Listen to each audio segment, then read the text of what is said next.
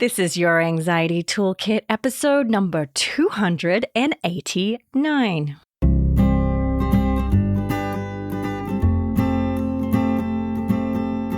Welcome to Your Anxiety Toolkit. I'm your host, Kimberly Quinlan. This podcast is fueled by three main goals. The first goal is to provide you with some extra tools to help you manage your anxiety. Second goal, to inspire you. Anxiety doesn't get to decide how you live your life. And number three, and I leave the best for last, is to provide you with one big, fat virtual hug. Because experiencing anxiety ain't easy. If that sounds good to you, let's go.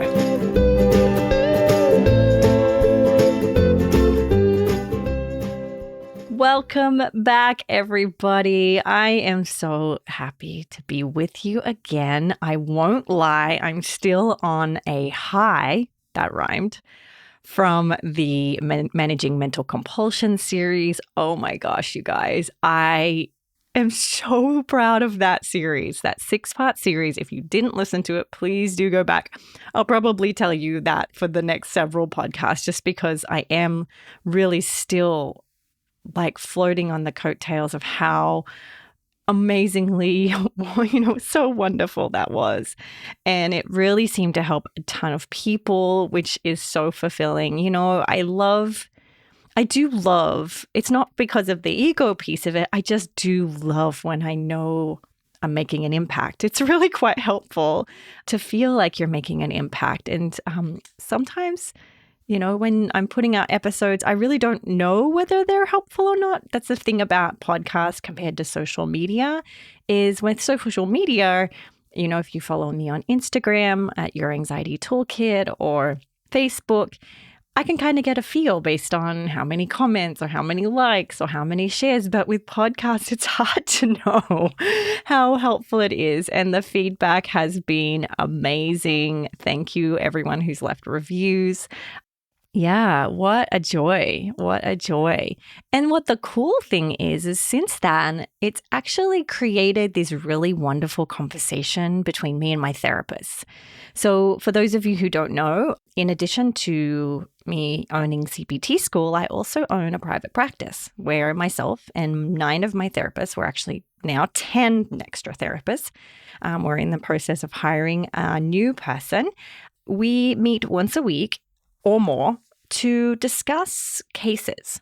And the cool thing about the Mental Compulsion series is it brought the coolest questions and conversations and pondering, what would this help this client? How would it help that client?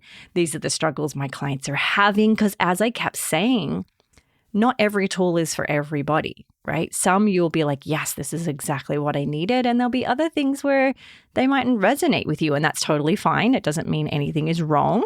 That's because we're all different, right? But it's really brought up a lot of questions. And so now I'm actually going to hopefully answer some of those questions in the upcoming podcasts. So today, we're actually talking about what to do when your obsessions keep changing, because we're talking about mental compulsions and reducing those, and that's actually the response prevention part of treatment. It's hard to know, what exposures do you do for somebody whose obsessions keep changing or their fears keep flip-flopping from one to the other. One week it's this, next week it's that. And then it's funny because a lot of clients will say what was like a 10 out of 10 for me last week is like nothing now. And now all I can think about is this other thing. I was really worried about what I said to this one person. Now all I can think about is this rash on my arm.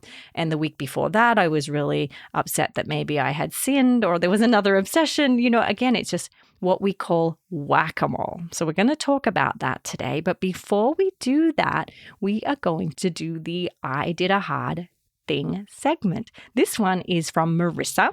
And Marissa is at Renew Podcast. So I think that might be her Instagram or their Instagram.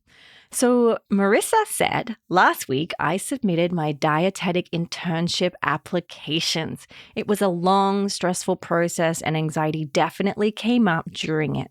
And I was able to move through and do the hard thing. I kept reminding myself that the short-term discomfort of submitting the application was worth the long-term reward of hopefully getting a step closer to my goal of becoming a registered dietitian through completing the internship. Even though there is still uncertainty and the outcome that I have to sit with while I wait to find out the results of my application, I have learned through my ERP work that I can sit with the discomfort and uncertainty. Thank you, Kimberly, for reminding me that it is a beautiful day to do hard things. Marissa, I hope that you get in. I hope that you get all of the things that you're applying for. This is so exciting. And yeah, you really walked the walk, right? This is exactly what we're talking about when we do the I Did a Hard Thing segment. It doesn't have to be OCD related or anxiety related. It could be just hard things because life is hard for everyone. So I love this. Thank you so much, Marissa. If you want to submit your I Did a Hard Thing, you may go to it's actually my private practice website where I host the podcast. If you go to kimberlyquinlan-lmft.com, and you go to the podcast link right there, there is a link that says I Did a Hard Thing. So it's actually kimberlyquinlan-lmft.com/I-did/a-hard-thing/. Okay. But it's easier just to go, and I will try to remember to put this in a link in the podcast. All right. One more piece of housekeeping before we get going is let's do the review of the week. This is from Sass.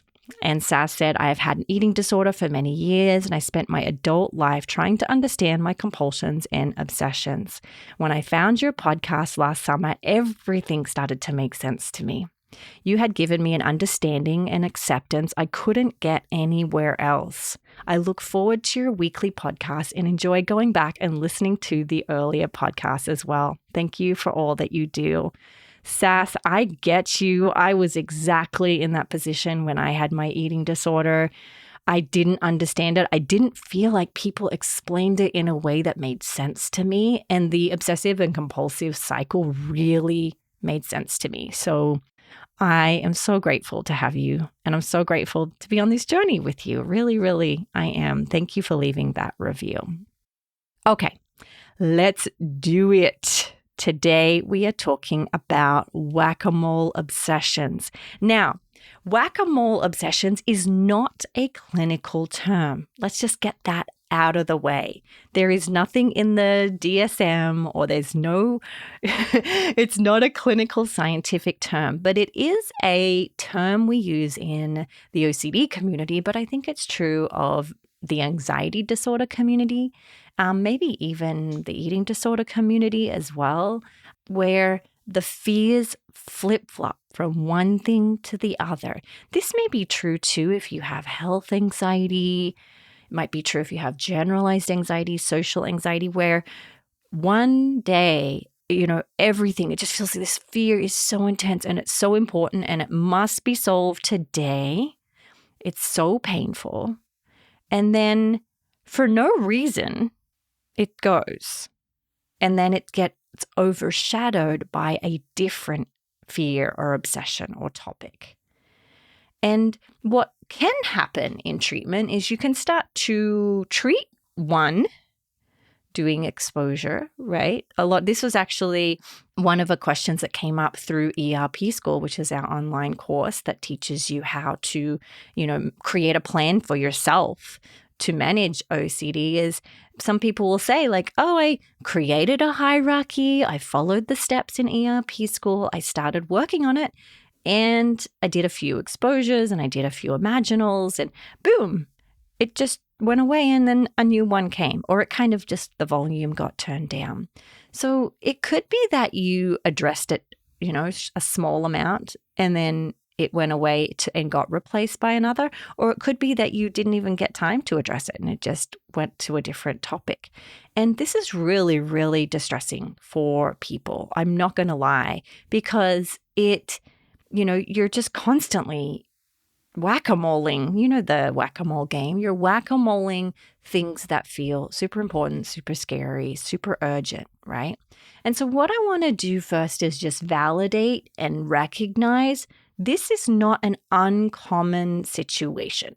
If this is happening for you, you are definitely not alone. And it doesn't mean in any respect that you can't get better, right? In fact, there's a really cool tool, and I'm going to teach it to you here in a second, that you can use. We use it with any obsession. So this is not special to whack-a-mole obsessions, but you can use it with any obsessions or if things keep changing, right? So, but first of all, I just want to recognize it is normal and it's still treatable. So what do you do? The thing to remember here is when you zoom out, and this is what we do as clinicians, right? Our job as clinicians, and I say this to my staff all the time, is to find trends in the person's behaviors and thinking. And what you will find is when you're having whack-a-mole obsessions, while the content may be different, when you zoom out, the process is exactly the same. You have a thought, a feeling, a sensation, or an urge that is repetitive, that is, uncomfortable, that creates a lot of distress in your life. And of course, naturally, you don't want that distress. That's scary. And so what you do is you do a compulsion to make it go away. It doesn't matter what the content is, right? It doesn't matter what the specific fear is. This is the same trend. And so when we zoom out, we can see the trend and then we can go, even though the content is the same, I can still intervene at the same point. When we talk about this in ERP school, is the intervention point is at the compulsion. And so the work here is the content doesn't matter. Your job is to catch and be aware, like we've talked a lot about mindfulness, is to be aware and identify, I'm in the trend, right? I'm in the cycle. While the one content has changed, the same behaviors are playing out. So you catch that, right? You then practice being willing to be uncomfortable and uncertain about the content, because that's the same too, right? The same cycle is happening. The thought and the fear creates some anxiety, some sensations, and so forth. And then we have an aversion to that, right? And then our job is to work at not engaging in that compulsion. So that compulsion might be mental rumination. It might be doing certain behaviors, physical behaviors. It might be reassurance seeking. It might be avoidance. It might be self-punishment. It might be self-criticism. And your job is actually to go, okay, it really doesn't matter. And I really want to keep saying that to you. Like, if the fear is, what if I have cancer? What if I'm going to hurt someone? What if I'm aroused by this? What if I have sinned? What if things are asymmetrical? What if I'm got some contaminant? What if I don't love him enough? Like, doesn't matter. What if it's not perfect? What if I fail? It doesn't matter. I've just listed some, but if I didn't list your obsession, please don't worry. Like, it's for every one of these. Is the content for all of them are equally as important. Sometimes what we do is we go, that one's okay, but this one is really serious and we have to pay attention to it. And so we have to catch that and go, no, it's all content. It's all, you could say, some people say it's all spam, like the spam folder. Because when we get an email, we have emails that we really need to see, events, meetings coming up. And then we always have spam, the stuff that's like, please send me money for Bitcoin or something, So we put that in the spam folder, right? And so your job is to catch the trends here, the patterns, and learn how to put those obsessions in the spam folder, no matter what the content. Now, this does require, and here's the caveat, or I would say this is the deal breaker, is it does require a degree of mindfulness in your part to be aware of what's going on. And this is a practice, like a muscle that you grow. So what it requires is You have to be able to catch that you are in the content. You have to be able to catch that you're in the cycle that keeps you stuck. And that does require you to be mindful. Again, and I get it. I'm not saying that you'll ever be perfect at this, because I don't know anyone who is there will be times when you're so caught up in the content and you've been doing compulsions for an hour, 2 hours, 2 days, 2 months, right? And you haven't caught it and you're like, oops, I didn't catch that one. That's okay. We don't beat ourselves up then. We just go, all right, I'm at the point where at least I've caught it. I'm aware that I'm in the content. I'm aware that how of this is playing out exactly the way that it played out yesterday, but with a different obsession. And then you just move on from there. Don't beat yourself up. But it does require you to strengthen the muscle of being able to catch that you're in the content. And it's what we call insight. It's having the insight to recognize. Now, insight is something we can strengthen with practice. But it's not just one and done. It's practice, right? It's repetition. I have to do this all the time for myself. So while I don't have OCD, I do have anxiety, and I will catch myself like going down like the rabbit hole with something until I'm like, wait. You've been here before. It looks exactly like what you did on Tuesday, where you're trying to figure out something that's not in your control, right? Like, Kimberly, this is not in your control. You're trying to control something that isn't even your business, right? And I've seen that trend in me. And so my job is to catch it, right? Once I can catch it, then I know the steps, right? So I know, okay, I got to let this one go. I got to accept the discomfort on this one. I'm going to have to ride this wave of discomfort, right? I'm going to have to radically be kind to myself, right?